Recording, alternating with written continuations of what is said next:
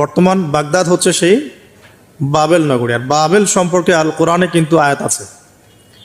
আল কোরআন এমন একটা কিতাব, বিস্ময়কর কিতাব, যেখানে সব কিছুই নাজিল করা হয়েছে।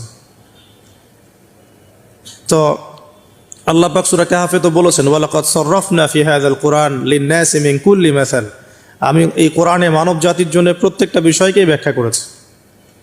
ওয়া নাযালনা আলাইকাল কিতাবা তিবয়ানান লিকুল্লি শাই, হে নবী আমি আপনার প্রতি এমন একটা কিতাব নাজিল করেছি যেটা তিবয়ানান লিকুল্লি শাই, প্রত্যেকটা বিষয়কে ব্যাখ্যা করে।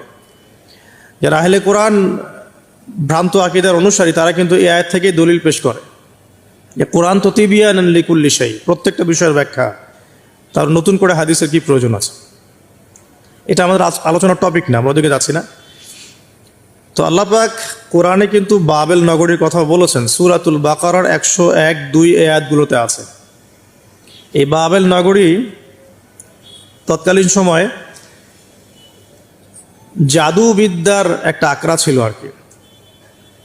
এর আগে আমরা জানি সুলাইমান আলাইহিস সালামের সময় ওই হারুত আর মারুত দুজন ফেরেশতাকে দিয়ে মানুষকে পরীক্ষা করা হয়েছিল। এই ঘটনাটা সূরা বাকারার 101-2 আয়াতগুলোর মধ্যে আছে, দেখে নিয়েন, আমি রেফারেন্সগুলো বলে দিলাম। এখানে এই বাবেল নগরীর কথাটা আছে, ঠিক আছে? তো এই নগরীতে প্রায় 4014 বছর আগে একটা ফুটফুটে সুন্দর শিশু জন্ম নেয়। দেখতে খুবই সুন্দর, অমায়িক, দেখলেই মানে মন কেড়ে নেয়ার মতো সুন্দর। এমন কিছু বাচ্চা থাকে কিন্তু দেখলে আদর করতে ইচ্ছা করে, মন কেড়ে নেয়ার মতো, ইউনিক, সবার চেয়ে আলাদা। এবং জন্ম নিয়েছে সে এমন একটা পরিবারে, যেই পরিবার তৎকালীন সময়কার যে জালেম শাসক নমরুদ, তার প্রধান পুরোহিত, তার নাম আজার।